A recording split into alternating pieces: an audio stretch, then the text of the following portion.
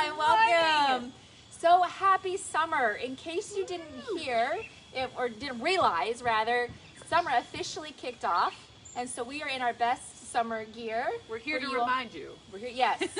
I know it kind of feels like we've had summer for months now, but it's real officially just begun. And so we're ready to go for it. I mean, dive in. Got my sunscreen on. Can't see you, it's all fogged up. Yeah. And no floppy hat. So, yeah. All right. Oh, yeah, that's right. There we go. A little more. You're going to rub blend it in. Yeah, there we go. No, I did not wear this light in public like that. Okay. So, yeah, we wanted to talk a little bit today about hope. And I think especially this is, keeps going on and on. We're all home. And I think a lot of us had some summer plans canceled. Things that we were looking forward to all year. I know I did. I know you did. I know you were supposed to be. We would have been in Norway right now with my husband's family. Yeah.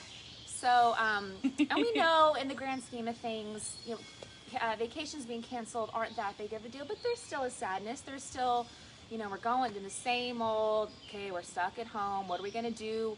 Pools are closed.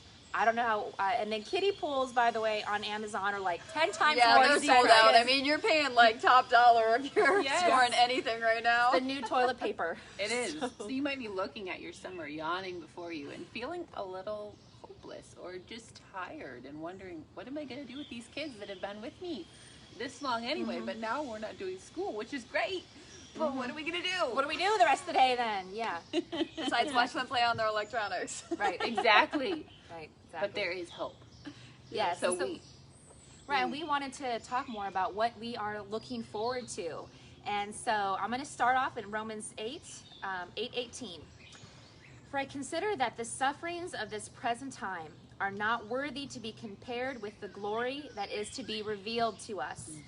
For the anxious longing of the creation waits eagerly for the revealing of the sons of God.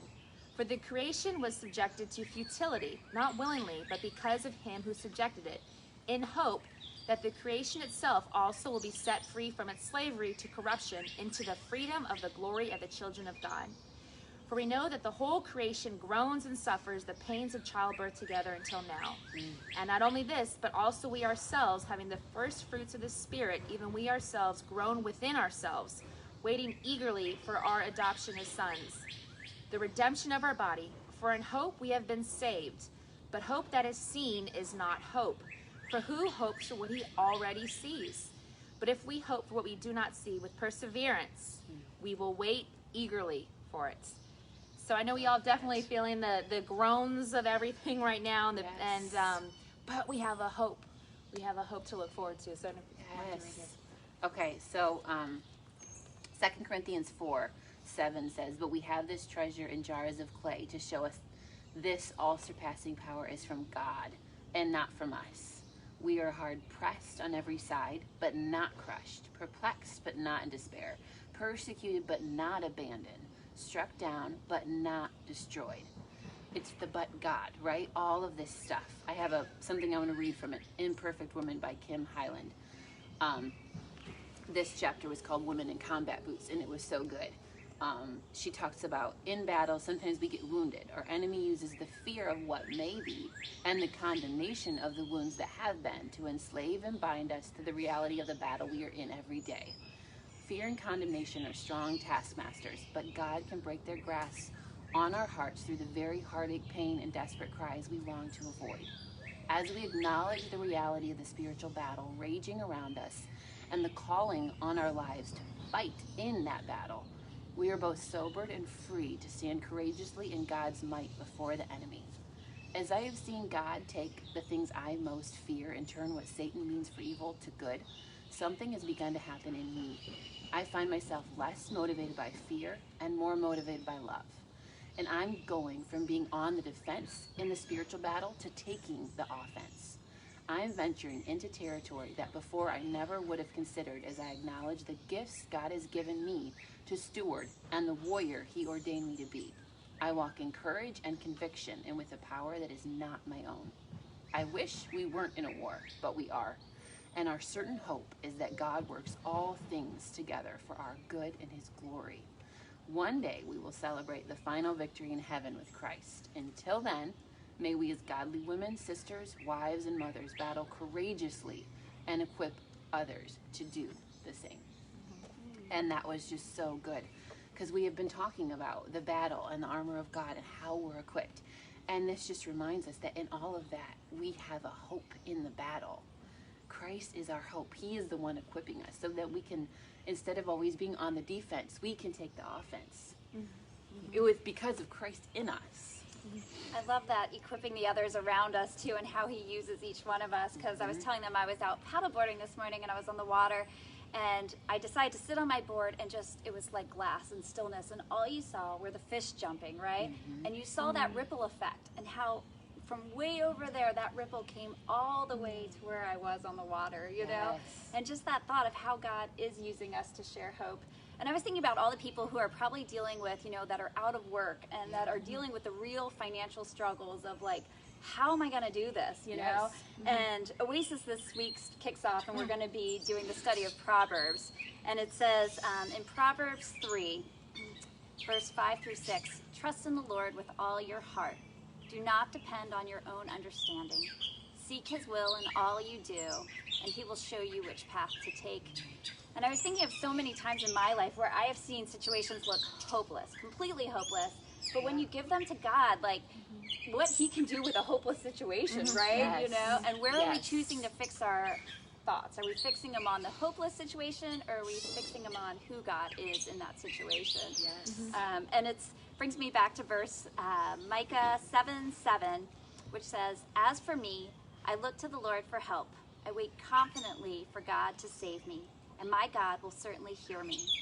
And there was a paraphrase one time I found on that verse, and it just said, but I'm not giving up. I'm sticking around to see what God will do. And I love that, because instead of feeling hopeless, like, what is God going to do in this situation? You know, how is God showing up in this?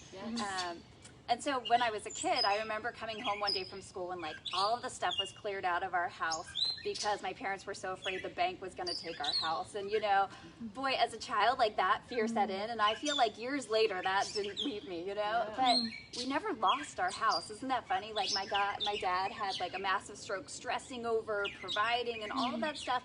And even when he couldn't work anymore, even when he couldn't do that stuff anymore, he still has the house today, right? And I mean, it's just God's faithfulness, right? Like, God can do anything. There's nothing that's too big or too impossible for him, right? And looking to him for what's he going to do in this. Thank you. That's beautiful. Yeah, that was beautiful. Thank you for sharing that. And that go back to what verse at the beginning but hope that is seen is not hope, for who hopes for what he already sees. And so it's in those circumstances when you don't see a way out, that's where God's going to move. Yeah, and when you can't see it, I mean, it's so much easier in hindsight to be like, oh, that's what God was doing. Wasn't that nice, right? But when you're in that moment, it is like that, takes your breath away sometimes moments. Well, she was telling us about paddleboarding before we started, and I love the other analogy you shared this morning. What else? Would you share that? Oh, yeah. So it was amazing because the water was completely flat, and I was seeing the reflection of the clouds in the water and the sky and the sun. And I was thinking about how when we look around at creation, I wanted to challenge you all this week too to go outside and be with creation and just think about the God of hope, right? Because when you think about how is our God the God of hope, you realize this, right? But of course, as I'm paddleboarding, you see this through the water, which you know is like a snake underneath, you know, comes with the territory of paddleboarding, right? It does. And it's where we're choosing to focus, right? Like in a heartbeat, I could be like, oh my gosh, snake, like let me go the other way. Or I could go back to focusing on, isn't that interesting how God's reflection is all around us, how I can't see him directly, but I can see him through everything he has created. Kind of what Marty was talking about this past weekend in the sermon. And there it was right in front of me on the water. But which am I going to choose to focus on? Right? And isn't it funny, though? You took your eyes off the snake and what was in the water, and you fixed your eyes on God, and that was a conscious choice. Did it take away the snake in the water? No, the snake was still there. But it changed your perspective. It changes our perspective. So we're not saying there's not still stuff that we're going to go through here. There is. There's battles. But when our eyes are fixed upward and when our perspective is fixed on him, how we do that battle empowered with him changes everything. And then you have that ripple effect, which is what we've seen with Molly and her parents, and their eyes are fixed on Christ in this battle. And it is hard, and it is, I cannot even imagine, but they have hope. They have hope knowing that no matter what happens, God has a plan. So their eyes are fixed on him. And there's still a bunch of stuff here that's going on that's insane, but he is holding them. So you still have snakes. There's still, this doesn't necessarily always change, but he never changes, and he gets us through all the snakes. Yeah, it's taking that question off of our inward self of like, what's going to happen to me, Yes. versus putting it outward and going, who is God? Yes. Right? It's just a No shift. matter what happens to me, he stays the same.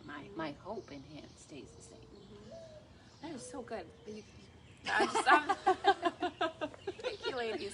Wow, you're really encouraging me.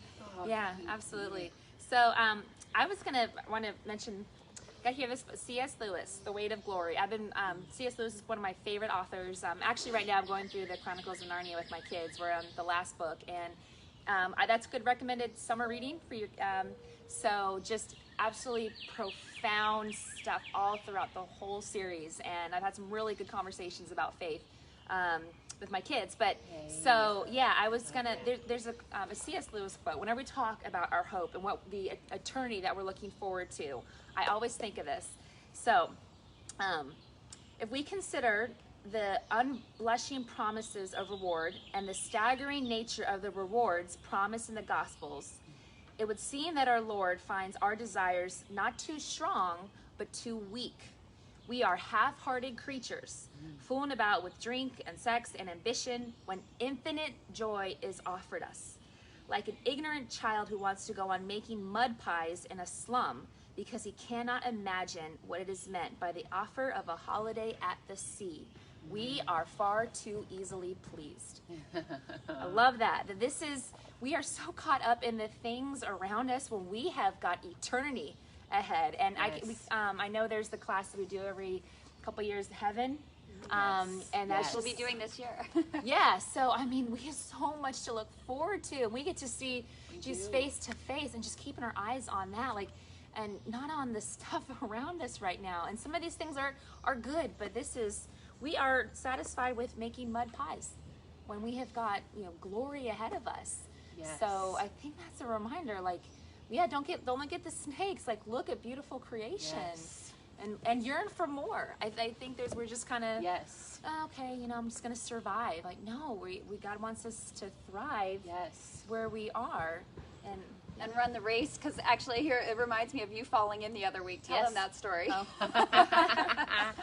Okay, so I was blessed to be able to go out with Michelle on the paddleboard, and I've done it a handful of times, but not very many. So I'm still a little bit shaky, and it's been a long time. So we start going, and I've never fallen before, so my legs always kind of lock up, and you kind of get that like fearful, like, okay, I don't want to fall. And it was so funny. It was almost like slow motion. I'm like paddleboarding, and then all of a sudden I just start going to the left, and instead of, usually I would just right myself, but for some reason it's like I couldn't. It was like the slow motion. All of a sudden I'm just like, wah, and I'm in the water. We were cracking up so hard, but of course spiritual analogies abound whenever we are together. And I was like, oh my word. So after that, when I got back up on the board, I was fine. The bigger you are, the harder you fall, but it was good. It was water. But I climbed back up on my board. We were cracking up, but then we started going again. I was like, oh my word, Michelle, this is crazy. But I was so afraid of the fall that while I was paddleboarding, having never fallen, I was more tense and I was more scared, and it was like that. But I'm like, I'm more relaxed now, having fallen and seeing the water was soft. It was good. I didn't get hurt. So how much in life are we afraid of the fall? We let the fear keep us from doing what we're supposed to, or paralyze us, when sometimes, God, we fall, and then we say, God, you had us even in that fall, even in that trial, even in that thing that I held on to, that I thought that I couldn't lose, or that I had to have that control over. He uses what Satan intended for evil, and then we realize he's calling us into more. And then we can be warriors, and we can say, you know what, come what may, he has got me. And we go battle, and we get back on our paddleboard, and we're more relaxed, and we're ready to do life. So again, like the Israelites, setting those stones up to remember and point their children to. That's what hope is. Remembering how he got us through it, and remembering that he's going to get us through no matter what comes. And even if our worst fears happen, we've got heaven to look forward to. So we can't let the fear of the unknown paralyze us from doing what he's calling us to do, because honestly, it's just our fleshly fear, where if we can see with eternal eyes and eternal perspective, how much more would we actually get done and do for his glory if we stop being afraid of the what ifs in life. So that was really cool. Well, that's funny too, because I've been out paddleboarding a lot because we're moving this week, right? So we're moving away from the river, and so I'm getting it all in. And so as I was out this morning, I was thinking, have I done this enough, right? And of course, spiritual principles. I felt like God was saying, have you done enough while you've lived here? Like, have you done enough in this community before you leave, because we're starting a new chapter in a new home, and you know, have you done enough? And I just felt like it was very convicting. No, I haven't done enough, right? You know? And so what more should we all be doing right now? Because this is an opportunity. We're still on pause. We have these moments every day where we can be spending them on things that are eternal. Yes. And so it was just a good, you know. It's amazing. I've heard it said, like, once you get to heaven, there's no one that you can witness to. I mean, it's going to be amazing, but everyone there is... they're there forever. We are all it's going to be an amazing time, but there's no loss to reach. There's no battle to fight. That's what we're here for. So we still have to fight. We still have work to do. Yeah, and I want to end with this verse, 2 Corinthians 4:17. For momentary light affliction is producing for us an eternal weight of glory far beyond all comparison.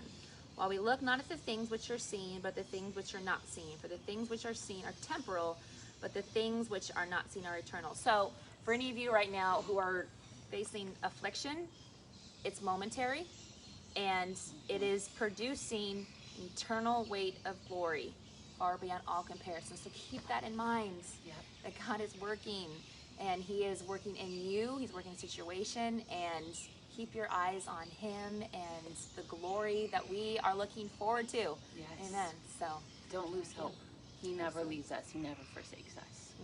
And if you need some fellowship this week, this is your perfect opportunity. Grab your lawn chairs, your beach chair, whatever. Come out to the church on Wednesday evening at 6:30, from 6:30 to 8:30, starting this week, and every other week in person. We will meet at the church for Oasis, and we'll have a time of fellowship. And then Thursday evening is actually going to be where Oasis is taught on Zoom, and that will be another time to fellowship on Zoom, and it's on the study of Proverbs this year. So amazing. So in person on Wednesdays every other week, and then on Zoom every week? Yes, on Zoom every Thursday. And all that's in the email that Michelle sent out. Last night, yes. Yep. So, all right, ladies, let's thank you, ladies. We love you.